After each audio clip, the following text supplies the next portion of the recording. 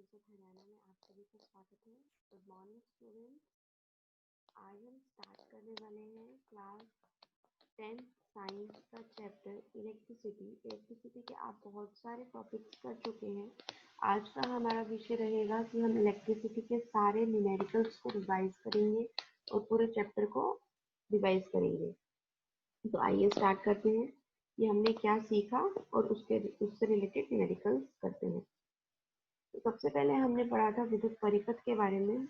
विद्युत परिपथ क्या था? जब हम किसी बैटरी को उसके तंतु के साथ, उसके एमीटर वोल्टमीटर के साथ, उसे प्लग के साथ कनेक्ट कर सर्किट को कंप्लीट कर देते हैं। जब जैसे इस फिगर में आप देख सकते हैं, बैटरी को हमने बल्ब के साथ कनेक्ट किया है, उसके बाद एमीटर लगाया, उसके बाद प्लग की लगाया यानी कि स्विच बोर्ड लगाया है, उसके बाद हमने इसे बैटरी को इसके नेगेटिव एंड से कनेक्ट कर दिया। तो सर्किट जो है वो हमारा क्या हो गया है? कंप्लीट हो गया है। जब सर्किट कंप्लीट हो जाता है और इलेक्ट्रॉन जो है वो एक जगह से दूसरी जगह पर फ्लो करना स्टार्ट कर देते हैं, तब हम कहते हैं कि विद्युत परिपथ पूरा हो गया है। तो आइए समझते हैं विद्युत धारा हमने क्या पढ़ा था। जब विद्युत आवेश एक समय में एक जगह से दूसरी जगह पर एंटर करता है तो हम उसे क्या कहते हैं? विद्युत धारा कहते हैं। विद्युत धारा को हम I से लिखते हैं और I किसके बराबर होता है? Q बटा में T। Q क्या है यहाँ पर? विद्युत आवेश। और T क्या है? हमारा समय। तो एक समय में, एक दिए हुए समय में कितनी विद्युत आवेश बैटरी के एक एंड से दूसरे एंड तक फ्लो करता है, वह हमारा क्या कहलाता है? विद्युत धारा कहलाता है। और इसकी SI यूनिट जिसमें हम नापते हैं वो क्या होता है? एम्पियर। फिर जैसे कि हम जानते हैं, जब भी किसी चीज को एक जगह से दूसरी जगह पर लेके जाया जाता है तो हमें उसके लिए कुछ काम तो करना पड़ेगा।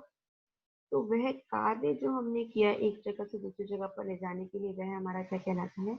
विद्युत विभव एवं विभवांतर कहलाता है। इसे किससे निर्धारित करते हैं? V से लिखते हैं। तो V हमने क्या डिफाइन किया? कितना कार्य किया गया, कितना वर्क डन किया गया किसी विद्युत आवेश Q को एक जगह से दूसरी जगह पर ले जाने के लिए, वह हमारा क्या कहलाता है? विद्युत विभवांतर कहलाता है। और इसका यूनिट क्या है? इसको किस मात्रक में मापते हैं? इसे मापते हैं हम वोल्ट में। आइए इन दोनों सूत्रों से रिलेटेड कुछ न्यूमेरिकल्स करते हैं।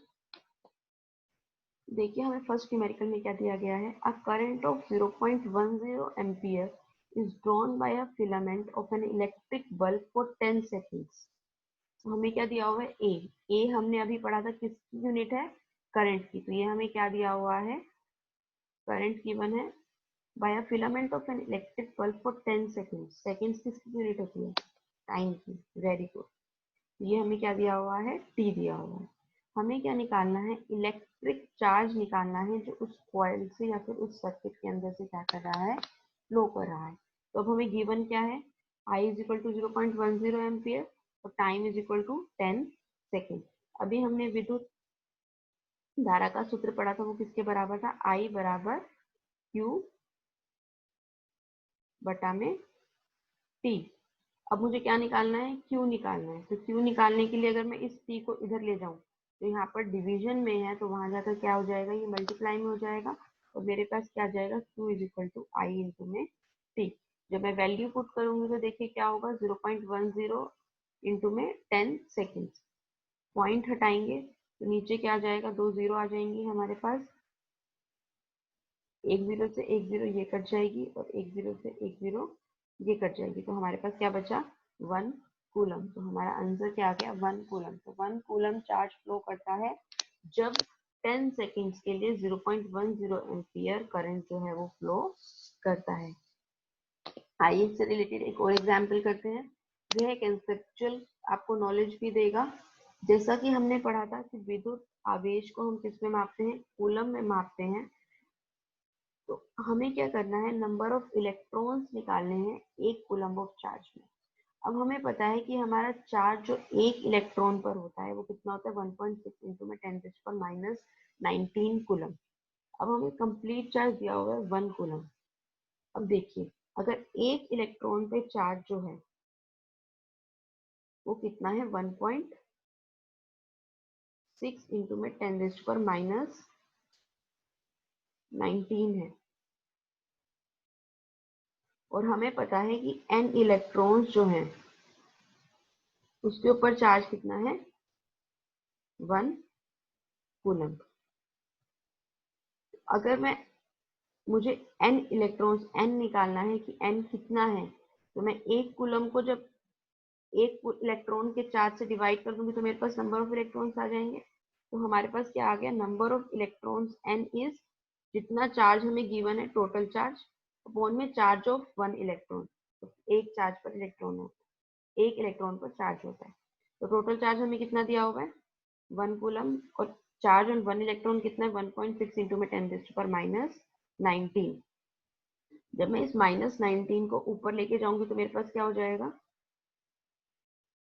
10⁻+19। अब मेरे पास क्या हो गया, 1.6 और 1। जब इस पॉइंट को हटाएंगे तो यहाँ पर क्या हो जाएगा, 10। अब 10 जो है वो 16 से छोटा है, तो हमें क्या करना है, समथिंग पॉइंट समथिंग निकालने के लिए हम क्या करेंगे, इस 19 से एक जीरो ले लेंगे। तो हमारे पास क्या हो जाएगा, 10⁻18। और हमारे पास यहाँ क्या हो जाएगा, 100। जब हम इसे डिवाइड करेंगे तो हमारे पास क्या आ जाएगा, 4 की टेबल से 25 और 4। अब हम इसे भाग देंगे तो क्या हो जाएगा, 4 6 24, 1 कैरी आ जाएगा तो 4 2 8 पॉइंट लगेगा। ऐसे देख सकते हैं इसे आप, 25 डिवाइडेड बाय 4, 4 6 24, 1 हो गया, पॉइंट लगाएंगे और 0 उतारेंगे तो हमारे पास हो जाएगा 2। यहाँ पर हो जाएगा हमारे पास 8 और फिर हमारे पास 2 आ जाएगा। फिर हम यहाँ पर फिर से 0 उतारेंगे तो हमारे पास क्या हो जाएगा, 4 5 20 और 20 और 20 हमारा पूरा भाग हो जाएगा। तो हमारा उत्तर जो आ जाएगा वो क्या आ जाएगा, 6.25 इंटू में 10⁻18 इलेक्ट्रॉन। तो हमें ये पता चलता है कि एक कूलम चार्ज अगर एक जगह से दूसरी जगह पर फ्लो करता है तो उसके अंदर नंबर ऑफ इलेक्ट्रॉन्स कितने हैं, 6.25 इंटू में 10⁻18 नंबर ऑफ इलेक्ट्रॉन्स हैं। ये बहुत लार्ज अमाउंट है जिसे हम इमेजिन भी नहीं कर सकते। आइए एक और एग्जांपल करते हैं। How much energy is given to each coulomb of charge. Each coulomb of charge का मतलब क्या है, हमें चार्ज कितना दिया हुआ है, 1 coulomb, passing through a 6 volt battery. Volt किसकी यूनिट थी, पोटेंशियल की, वेरी गुड, या फिर पोटेंशियल डिफरेंस की। तो यहाँ से हमें पता चल गया V कितना दिया हुआ है हमें, 6 वोल्ट, और चार्ज हमें कितना दिया हुआ है, 1 कूलम। अब हमें क्या निकालना है, एनर्जी। जैसे कि आपने 9th क्लास में पढ़ा है पहले ही, energy is equal to work done. तो एनर्जी जो है वो हमारा किसके इक्वल है, अभी हमने पढ़ा था, पोटेंशियल हमने डिफाइन किया था work done per unit charge. तो यहाँ से हमारे पास वर्क डन किसके इक्वल आ गया, पोटेंशियल इनटू में चार्ज। तो चार्ज हमें दिया हुआ है 1 कूलम, पोटेंशियल हमें दिया हुआ है 6 वोल्ट, दोनों को मल्टीप्लाई करेंगे तो हमारा जो आंसर है वो कितना आ गया, 6 जूल। आइए आगे पढ़ते हैं। फिर हमने ओम्स लॉ पढ़ा था। ओम्स लॉ में हमने क्या पढ़ा था, किसी सर्किट के अंदर अगर V बैटरी लगी हुई है, उसका विभवांतर जो है वो V है, और उस सर्किट के अंदर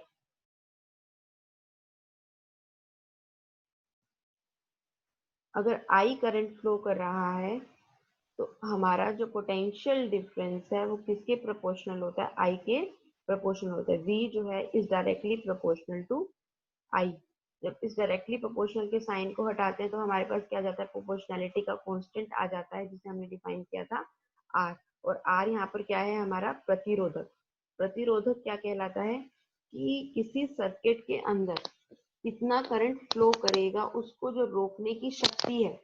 हमने पढ़ा है कि जो गोल्ड है, सोना है, उसकी तार से वो बहुत अच्छा कंडक्टर होता है इलेक्ट्रिसिटी का। फिर हमने पढ़ा चांदी उससे कम होता है, कॉपर उससे कम होता है। तो ऐसा क्यों है, क्योंकि हर तार का प्रतिरोधक क्षमता जो है वो अलग अलग होती है। तो प्रतिरोधक क्या है कि कोई भी तार, कोई भी तंतु जो है अपने अंदर से करंट को फ्लो करने को कितना रोकता है, वह हमारा क्या कहलाता है, ओम प्रतिरोधक कहलाता है। और उसे हम क्या कहते हैं, रेजिस्टेंस। और इसको मापते किसमें, ओम्स में, और इसका सिंबल क्या होता है, ये होता है। अब प्रतिरोधक किस किस कारक पर निर्भर करता है। प्रतिरोधक निर्भर करता है कि उसका लंबाई कितनी है। अगर उसकी हम लंबाई ज्यादा लेंगे तो प्रतिरोधक ज्यादा हो जाएगा। तो आर जो है वो डायरेक्टली प्रोपोर्शनल है किसके, आर के। नेक्स्ट है inversely proportional to area. Area क्या होगा, जितनी मोटी तार होगी उसके अंदर से उतना ज्यादा करंट फ्लो करेगा। तो एरिया अगर कम होगा तो प्रतिरोधक जो है वो क्या होगा, ज्यादा होगा। और अगर एरिया ज्यादा होगा तो प्रतिरोधक जो है वो हमारा क्या हो जाएगा, कम हो जाएगा।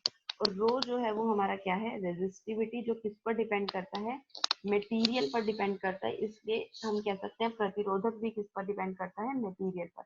मटेरियल इन द सेंस कि जैसे हमने अगर कोई गोल्ड की वायर ली है तो उसका प्रतिरोधक जो है वो कम होगा, सिल्वर की वायर ली है तो उसका प्रतिरोधक जो है वो ज्यादा होगा। आर जो है वो क्या है, रेजिस्टिविटी है। और इसकी यूनिट क्या होती है, ओम मीटर, यानी कि ओम, और मीटर को हम कैसे लिखते हैं, एम से। आइए इन दोनों फॉर्मूले से रिलेटेड कुछ न्यूमेरिकल्स करते हैं आगे। अब देखिए एग्जाम्पल 1 में हमें क्या दिया हुआ है, how much current will an electric bulb draw from a 220 volt source if the resistance of the bulb filament is 1200 ohm। अब हमें क्या दिया हुआ है, V किसकी यूनिट थी, विभवांतर की। Very good. तो हमें क्या दिया हुआ है, पोटेंशियल डिफरेंस या पोटेंशियल दिया हुआ है 220 वोल्ट। फिर हमें क्या दिया हुआ है, रेजिस्टेंस कितना है, 1200 वोल्ट है। फिर हमें क्या निकालना है, how much current will an electric heater coil. पहले हमने बल्ब चलाया था, अब हमने क्या किया है, हीटर कॉइल को चलाया है। और उसका पोटेंशियल कितना है, 220 वोल्ट ही है, पहले भी 220 वोल्ट था। If the resistance of the heater coil is 100 ओम। अब रेजिस्टेंस कितना हो गया है हमारा, 100 ओम, यानी कि आर जो है पहले कितना था, 1200 था, और अब कितना हो गया है, 100 ओम। ओम्स लॉ में हमने पढ़ा था। अब देखिए हमें क्या दिया हुआ है, 220 वोल्ट दिया हुआ है, और आर जो है वो हमें क्या दिया हुआ है, 1200 दिया हुआ है। ओम्स लॉ में अभी हमने पढ़ा V is equal to I R. तो हमें क्या निकालना है, हाउ मच करंट, यानी कि हमें क्या निकालना है, करंट निकालना है। तो करंट किसके बराबर हो जाएगा, V अपॉन में आर के बराबर हो जाएगा। तो जब मैं इसकी वैल्यू पुट करूंगी V अपॉन में आर, यानी कि 220 अपॉन में 1200, जीरो से जीरो कट जाएगी। यहाँ पर क्या हो जाएगा हमारा 11, तो यहाँ पर क्या हो जाएगा हमारा 60।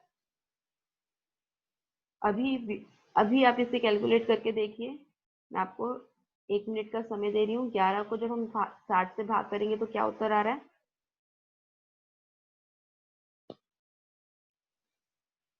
हमने क्या पढ़ा, V is equal to I R. Current को हमने क्या किया, जब R को इधर लेके आएंगे तो हमारे पास क्या हो जाएगा, V अपॉन में R। तो हमने वैल्यू पुट करी 220 अपॉन में 1200। अब देखिए कैलकुलेशंस की, तो हमारे पास आ रहा है सभी का। तो हमारा उत्तर क्या आ गया, 0.18 एम्पियर। अब हमें क्या करना है, अब हमारा करंट निकालना है जब हमारा रेजिस्टेंस कितना हो गया, 100 ओम हो गया। अभी भी वही सूत्र लगेगा, I is equal to V R. Ohm's law से हमारे पास I जो है वो किसके बराबर आ गया, V अपॉन में R। V अभी भी हमारा 220 है, और R कितना है हमारा 100। जीरो से जीरो कट गया। और हमें पता है कि जब नीचे 10 होता है तो हमें डिवाइड करने की जरूरत नहीं पड़ती, जितनी जीरो होती है लेफ्ट राइट हैंड साइड से काउंट कर हम उतनी जीरो लगा देते हैं। तो हमारे पास क्या हो गया, 22 अपॉन में 10। नीचे कितनी जीरो है, 1 जीरो है। राइट से जब हम काउंट करेंगे 1 डिजिट के बाद हम क्या लगा देंगे, पॉइंट लगा देंगे। तो यहाँ पर हमारे पास पॉइंट आ गया, तो हमारा आंसर क्या आ गया, 2.2 एम्पियर। आइए किन फैक्टर्स पर डिपेंड करता है उससे रिलेटेड भी एक न्यूमेरिकल करते हैं। The potential difference between the terminals of an electric heater is 60 volt when it draws a current of 4 ampere from the source। अब हमें क्या दिया हुआ है, इलेक्ट्रिक हीटर जो है वो 60 वोल्ट लेता है जब करंट कितना है, 4 एम्पियर। अगर मैंने वोल्टेज को 120 वोल्ट कर दिया तो करंट जो है वो कितना होगा। अब देखो इलेक्ट्रिक हीटर वही है, अगर इलेक्ट्रिक हीटर वही है तो उसका रेजिस्टेंस जो है वो सेम रहेगा। तो सबसे पहले हम क्या करेंगे, रेजिस्टेंस निकालेंगे। अब हमें क्या दिया हुआ है, पोटेंशियल दिया हुआ है 60 वोल्ट, करंट दिया हुआ है 4 एम्पियर। ओम्स लॉ से हमें क्या पता है कि V इज इक्वल टू किसके बराबर होता है, I R के। यहाँ से R किसके बराबर आ जाएगा, V अपॉन में I के बराबर आ जाएगा। तो V कितना है मेरा 60 और R I कितना है 4। तो जो मैं कटिंग करूंगी 4 1 जा 4, 2 कैरी आ जाएगा तो मेरे पास क्या हो जाएगा 4 5 जा 20। तो यहाँ से मेरे पास R कितना आ गया 15 ओम। अब मैंने क्या किया, पोटेंशियल को 120 वोल्ट कर दिया। अब पोटेंशियल जो है अगर 120 वोल्ट हो गया, रेजिस्टेंस तो वही है 15 ओम, तो करंट जो है वो हमारा क्या जाएगा, इस एक्सप्रेशन से देखो करंट जो है वो किसके इक्वल हो जाएगा, V अपॉन में R। आई जो है वो हमारा किसके बराबर आ गया, V अपॉन में R। और V हमारा कितना है 120 और R हमारा कितना है 15। तो वैल्यू पुट करेंगे, कटिंग करो, 5 की टेबल से कटिंग होगी, 5 टू 10, 4 और 5 थ्री 15। और जब हम 3 की टेबल से कट करेंगे तो हमारे पास क्या आ जाएगा, 3 1 3 एंड 3 8 24। तो हमारा करंट जो है वो 8 एम्पियर आ गया। अब ये एक ओम्स लॉ का एप्लीकेशन दिया। हमने ओम्स लॉ में क्या पढ़ा था कि V is directly proportional to I, कि V जो है वो डायरेक्टली प्रोपोर्शनल है करंट की, यानी कि I जो है वो डायरेक्टली प्रोपोर्शनल है V के। अगर मैं V को ट्वाइस कर दूं तो I भी ट्वाइस हो जाएगा। और देखो यहाँ पर देखने को भी मिल रहा है, हमने V को क्या कर दिया, 60 से 120 कर दिया, तो हमारा करंट भी जो है वो क्या हो गया, 4 से 8 एम्पियर हो गया, यानी कि करंट भी जो है वो 2 गुना हो गया। तो ये एक तरह से हमारे पास ओम्स लॉ का एप्लीकेशन भी है। आइए इससे रिलेटेड एक और एग्जाम्पल करते हैं। हमें क्या दिया हुआ है, अ 4 ohm resistance is wire is doubled on it. Doubled on it का मतलब क्या है कि मेरे पास एक वायर दिया हुआ था L लेंथ का, और उसका एरिया क्या था, A था। मैंने इसे डबल कर दिया, मतलब कि इसके जैसी एक और वायर लेके, अब देखिए इस वायर को डबल कर दिया, मतलब कि इस वायर को मैंने लिया और इस वायर के ऊपर लपेट दिया। तो अब मेरे पास क्या होगा, आधी रह जाएगी वायर, डबल कर दिया, इस तरह से ही होगा ना। अब देखिए लेंथ जो है वो कितनी हो गई, आधी।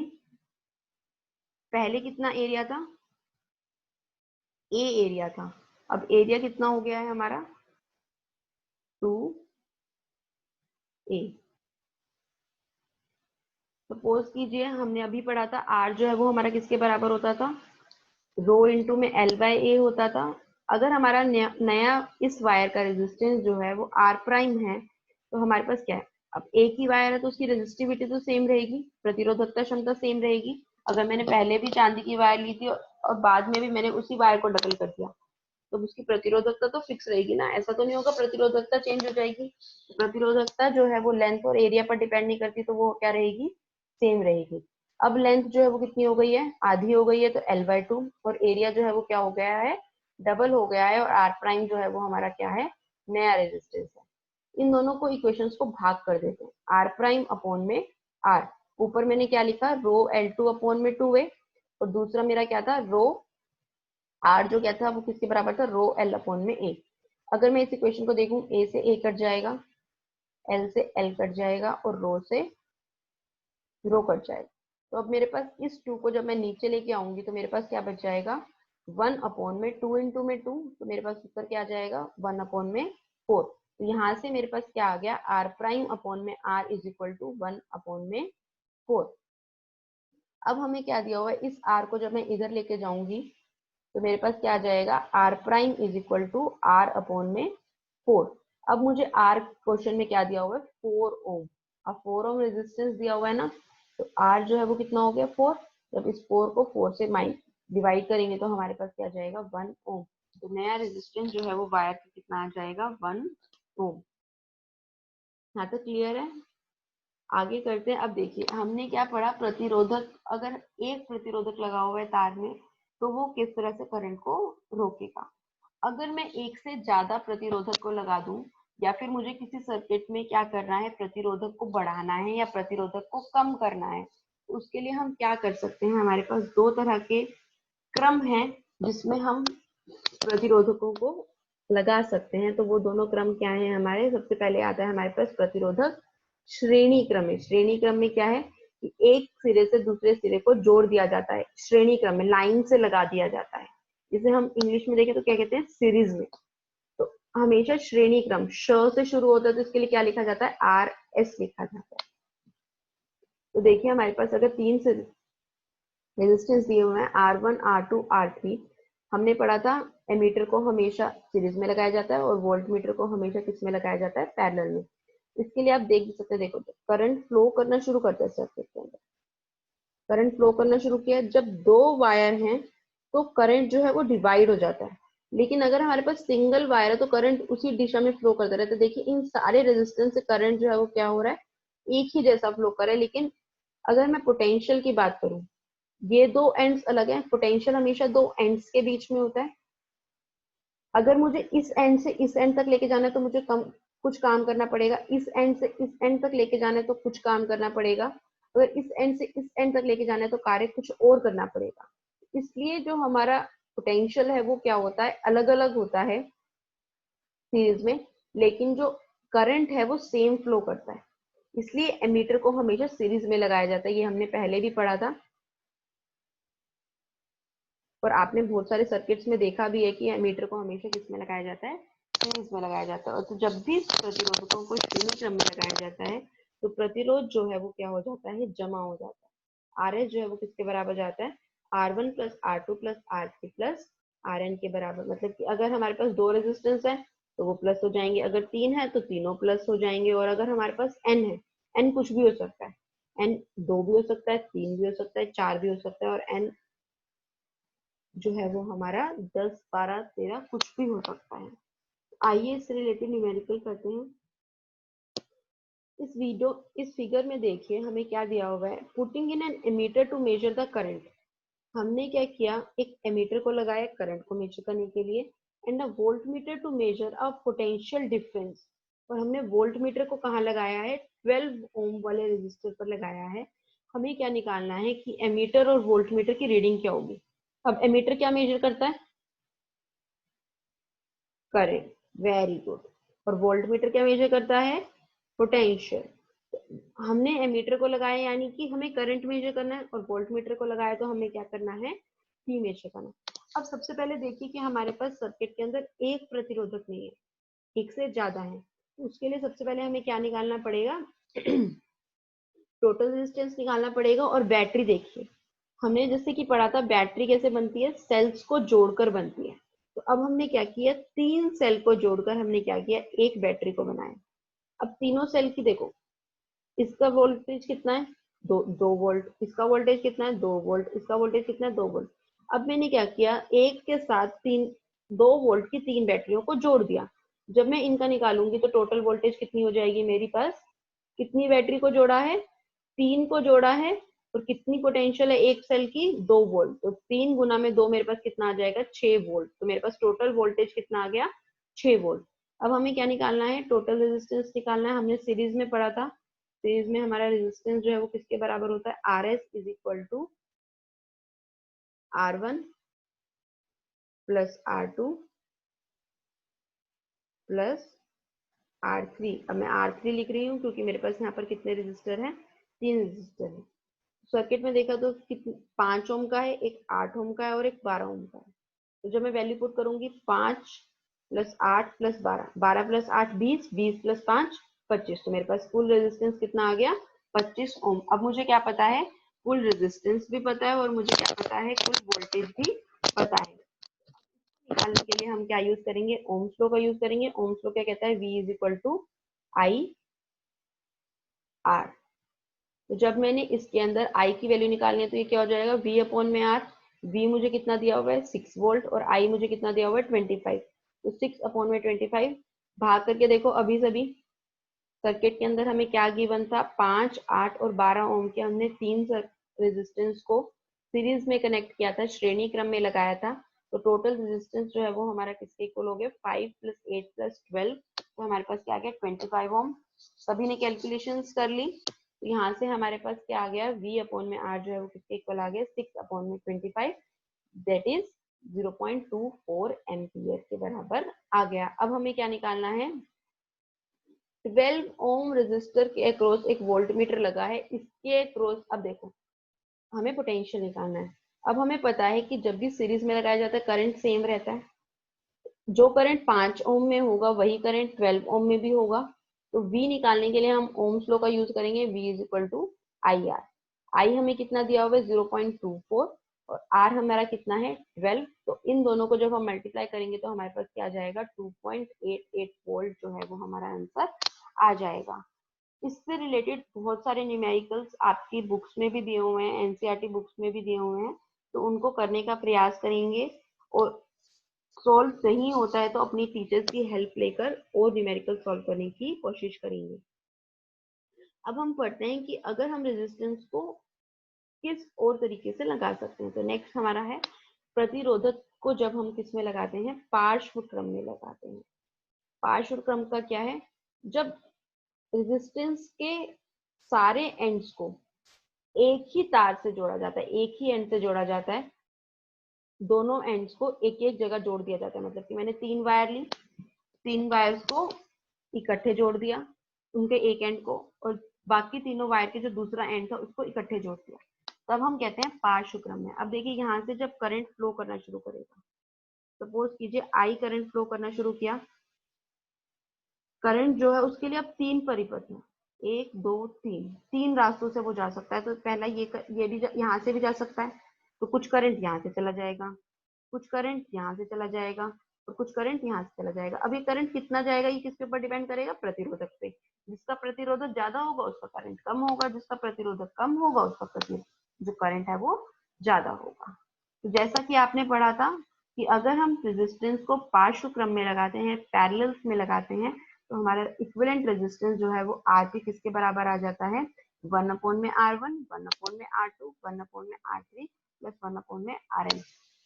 इसको सबसे अच्छा तरीका है याद करने का, जब श्रेणी क्रम में लगाते हैं तो सबको जमा कर दो, और जब पार्श्व क्रम में लगाते हैं तो सबको उल्टा करके जमा कर दो, और उत्तर जो भी आया उसको फिर से उल्टा कर दो, तो तुम्हारे पास पार्श्व क्रम का उत्तर आ जाएगा। श्रेणी क्रम में सबको जमा कर दो, कुल प्रतिरोधक आ जाएगा। पार्श्व क्रम में जितने भी प्रतिरोधक दिए हुए सबको उल्टा करो, जमा करो, और जो भी उत्तर आया उसको फिर से उल्टा कर दो, तो हमारे पास क्या आ जाएगा, पार्श्व क्रम के प्रतिरोधक का रिजल्टेंट आ जाएगा। एग्जाम्पल करते हैं इससे रिलेटेड। अब हमें क्या दिया हुआ है, electric lamp of 100 ohm, a toaster of resistance 50 ohm and a water filter of resistance 500 ohm are connected in parallel to a 220 volt source। हमें क्या दिया हुआ है, रेजिस्टेंस दिया हुआ है 100 ohm, दूसरा रेजिस्टेंस कितना दिया हुआ है टोस्टर का 50 ओम, वाटर रेजिस्टेंस दिया हुआ है, वाटर फिल्टर का रेजिस्टेंस दिया हुआ है 500 ओम। सबको पैरेलल में लगा दिया। देखिए पुरानी जैसी फिगर ही बन दी है, R1 R2 R3 है, 3 रेजिस्टर है, तीनों को हमने पैरेलल में लगाया। अब यहाँ पर हमने क्या किया, एक जगह हीटर लगा दिया, एक जगह टोस्टर लगा दिया और एक जगह हमने फिल्टर लगा दिया। इन तीनों को हमें हमने हमने किससे कर दिया, 220 वोल्ट के सोर्स से कनेक्ट कर दिया। अब हमें क्या निकालना है, देखिए what is the resistance of an electric iron connected to the same source. अब मैंने क्या किया, लैंप को, टोस्टर को और फिल्टर को हटाकर, तीनों चीजों को हटाकर मैंने क्या किया, एक इलेक्ट्रिक आयरन लगा दिया। इस सर्किट में से मैंने इन तीनों को हटाकर मैंने क्या किया, एक इलेक्ट्रिक आयरन लगा दिया बस। अब देखिए अगर मैंने इस इलेक्ट्रिक आयरन को लगाया है और अगर वो सेम करंट ड्रॉ कर रहा है, अगर सेम करंट ड्रॉ कर रहा है, पोटेंशियल भी सेम है, तो इसका मतलब क्या है, इनका रेजिस्टेंस भी सेम है। तो हमें क्या निकालना है, कितना करंट फ्लो किया सर्किट के अंदर, जो सर्किट करंट जो सेम था वो कितना करंट था, और इक्विवेलेंट रेजिस्टेंस निकालना है। तो सबसे पहले हम इक्विवेलेंट रेजिस्टेंस निकालते हैं। पैरेलल में लगाया तो सबसे पहले हम क्या करेंगे, इन सबको उल्टा करेंगे, 1/100, 1/50, 1/500। आइए कैलकुलेशंस करते हैं। इक्विवेलेंट रेजिस्टेंस कितना हो जाएगा हमारे पास, 1/r1, 1/r2, 1 + 1/r3, 1/100, 1/50, 1/500। एलसीएम कितना आ जाएगा हमारे पास, 500। देखो 500 को 100 से भाग करेंगे तो मेरे पास क्या आएगा, 5, तो यहाँ पर कितना हो गया 5। फिर 500 को 50 से डिवाइड करेंगे तो मेरे पास क्या आएगा 10। तो 500 को 500 से डिवाइड करेंगे तो हमारे पास क्या आएगा 1। तो हमारे पास क्या आ गया 5 + 10 + 1, तो क्या हो गया 16 अपॉन में 500। अब मैंने आपको क्या बताया था, पांचवें क्रम में जो भी उत्तर आए उसे उल्टा कर दो। तो हमने क्या किया, इसे दोबारा से उल्टा कर दिया। तो हमारे पास क्या हो गया 16/500। तो अब उल्टा कर देंगे तो क्या हो जाएगा 500/16। तो 500/16 जब हम करेंगे तो हमारे पास क्या हो जाएगा, 4 की टेबल से डिवाइड करते हैं। सबसे पहले हमारे पास क्या आ जाएगा 4 1 ज़ा 4, 4 2 ज़ा 8 और 4 5 ज़ा 20, और नीचे डिवाइड करेंगे तो हमारे पास क्या आ जाएगा 4। जब हम 125 को 4 से डिवाइड करेंगे तो क्या हो जाएगा 4 3 ज़ा 12। तो हमारे पास यहाँ पर क्या आ गया, पूरा हो गया। फिर हमारे पास 5 है तो 4 1 ज़ा 4, तो 1 आ गया हमारे पास। अब हमारे पास क्या होगा 1 कैरी बच जाएगा, तो हमने फिर पॉइंट लगाया। तो हम उसके बाद जब हम सोल्व करेंगे तो हमारे पास क्या आ जाएगा 31.25 ओम जो है वो इक्विवेलेंट रेजिस्टेंस आ जाएगा। अब हमने जैसे इस देखा था फिगर में, आपको मैंने समझाया था कि रेजिस्टेंस ऑफ इलेक्ट्रिक आयरन जो है वो किसके बराबर है, equivalent resistance of all the 3 appliances है। तो वो किसके इक्वल हो जाएगा 31.25 के इक्वल हो जाएगा। तो हमारे पास यहाँ से क्या आ गया आर आ गया। अप्लाइड वोल्टेज जो है वो कितनी हो गई हमारी 220 वोल्ट, और करंट जो है वो हमारा किसके इक्वल हो गया V अपॉन में R। यहाँ से हमारे पास आ गया 220 अपॉन में 31.25। अब हम इसे डिवाइड करेंगे, डिवाइड कीजिए। देखिए हम सीरीज के लिए क्या लगा रहे हैं, सॉरी पैरेलल के लिए हम लगा रहे हैं RP, और सीरीज के लिए हम क्या लगा रहे हैं RS।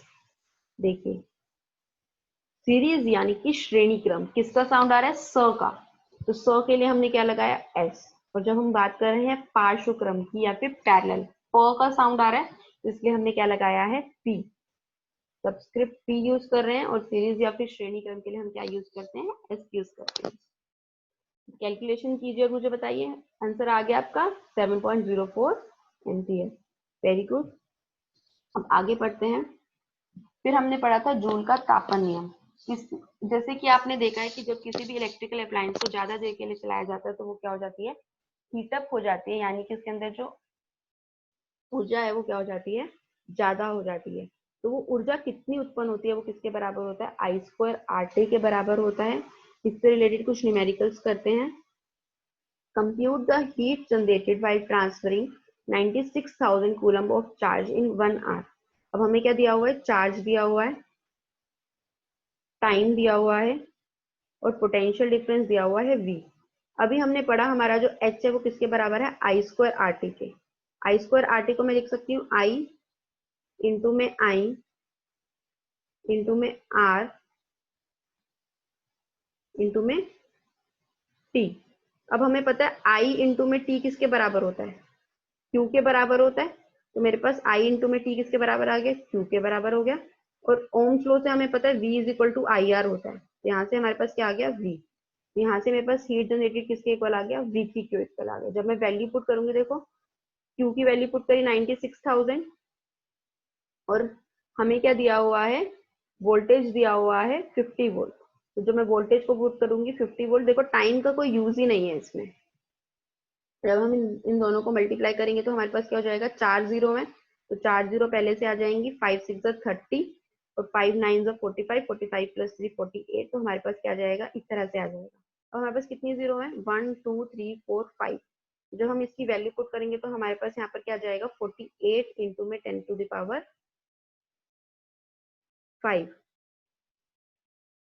इस इक्वेशन को मैं 10 से डिवाइड और 10 से मल्टीप्लाई करूंगी तो मेरे पास क्या आ जाएगा 4.8 हो जाएगा, क्योंकि पॉइंट हटाएंगे, जीरो हटाएंगे तो यहाँ पर हमारे पास पॉइंट लग जाएगा, और यहाँ पर एक जीरो एक्स्ट्रा होगी तो हमारे पास क्या जाएगा 4.8 इंटू में 10⁶ जूल आ जाएगा। आइए आगे देखते हैं। An electric iron of resistance 20 ohm takes a current of 5 ampere. हमें क्या दिया हुआ है, एक आर दिया हुआ है 20 ओम, और करंट कितना दिया हुआ है 5 एम्पियर, आई दिया हुआ है हमें। Calculate the heat develop in 30 seconds. हमें क्या निकालना है, हीट डेवलप निकालनी है, कितने सेकेंड्स में, 30 सेकेंड्स में। तो टी हमें कितना दिया हुआ है 30 सेकेंड्स। हमें पता है हीट डेवलप का भी हमने फॉर्मूला किया I2RT होता है। अब देखो आई स्क्वायर आर टी, 5 का स्क्वायर करेंगे तो हमारे पास क्या जाएगा 25, आर कितना दिया हुआ है हमें 20 और टाइम हमें कितना दिया हुआ है 30, 3 2 जा 6, 6 को जब हम 25 से मल्टीप्लाई करेंगे, या फिर आप ऐसे कर सकते हैं 25 इंटू में 250, 50 को 3 से मल्टीप्लाई करेंगे तो 150 और हमारे पास 2 जीरो पहले से ही है, वही कैलकुलेशन करें 3 जीरो है, एक पॉइंट लगाएंगे तो हमारे पास क्या हो जाएगा 1.5 और 3 जीरो की जगह हमारे पास कितनी हो जाएंगी 4 जीरो, तो हमारे पास उत्तर क्या आ जाएगा 1.5 इंटू में 10 टू द पावर 4 जूल। ये वाली कैलकुलेशन जो है वो बहुत इंपॉर्टेंट है, इसे प्रैक्टिस कर लीजिएगा, क्योंकि जब भी हम कन्वेंशनल यूनिट के एग्जाम न्यूमेरिकल्स करते हैं तो यही वैल्यू को हम यूज करते हैं। हमने पहले भी किया था इस तरह से, जब हमने निकाला था कि 8 यूनिट जो होती है वो 3.6 इंटू में 10⁶ जूल के बराबर होती है। फिर हमने विद्युत शक्ति पढ़ा था कि किसी भी विद्युत परिपथ में कितनी हीट डिसिपेटेड हो रही है पर्टिकुलर टाइम में, वो किसके बराबर होता है, पावर के बराबर होता है, विद्युत शक्ति के बराबर होता है। हीट डिसिपेटेड का हमने फॉर्मूला निकाला था VIT अपॉन में T, जब T से T कट जाएगा तो हमारे पास पावर जो है वो किसके बराबर आ जाएगा, VI के बराबर आ जाएगा। ओम्स लॉ का यूज करके हम क्या निकाल सकते हैं, power equal to V square R, V square upon में R और I स्क्वायर R भी निकाल सकते हैं। ये हमने पावर वाले वीडियो में अच्छे से निकाल के देखा था कि कैसे कैसे एक जो सूत्र है वो निकलता है। हाँ, ये से रिलेटेड कुछ न्यूमेरिकल करते हैं। हमें क्या दिया हुआ है, an electric motor takes 5 ampere from 220 volt line. हमें क्या निकालना है, पावर निकालनी है, कितने घंटों में, 2 घंटों में निकालनी है। करंट कितना दिया हुआ है 5 एम्पियर, वोल्टेज कितनी दी हुई है हमें 220 वोल्ट। अगर टाइम हमारा 2 घंटे है, 1 घंटे के अंदर कितने मिनट होते हैं 60 मिनट होते हैं, और 1 मिनट में कितने होते हैं 60 सेकंड होते हैं। कितना हो गया 60 इंटू में 60 जो है वो हमारा कितना आ गया 3600 सेकंड्स।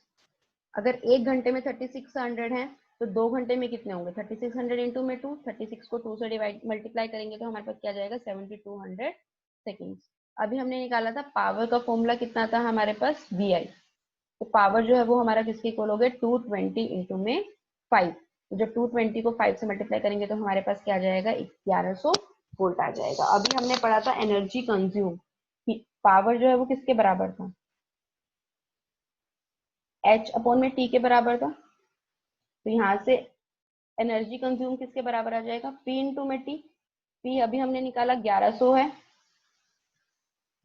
और टाइम जो है वो हमें कितना दिया हुआ है 7200, तो जब इन दोनों को मल्टीप्लाई करेंगे तो हमारे पास क्या आ जाएगा, उत्तर कितना आ जाएगा 772 को जब हम मल्टीप्लाई करेंगे तो हमारे पास क्या आ जाएगा 72, और हमारे पास कितनी जीरो है 4 जीरो है। फिर वही कैलकुलेशन करेंगे तो हमारे पास क्या आ जाएगा 7.2 इंटू में 10 टू द पावर 5 जूल।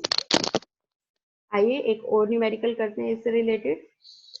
अब हमें क्या दिया हुआ है, electric refrigerator rated 400 volt operates 8 hours per day.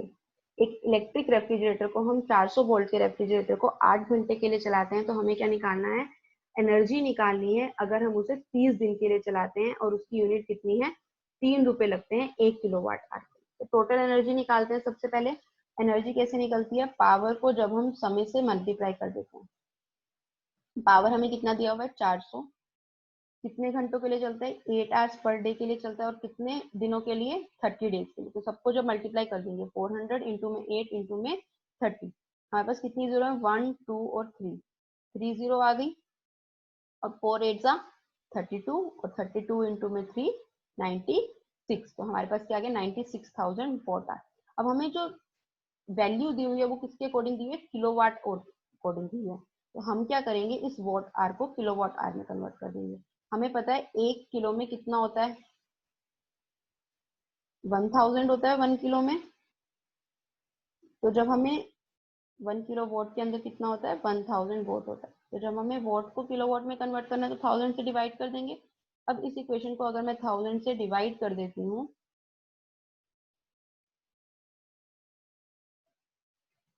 तो 3 जीरो कट जाएंगी,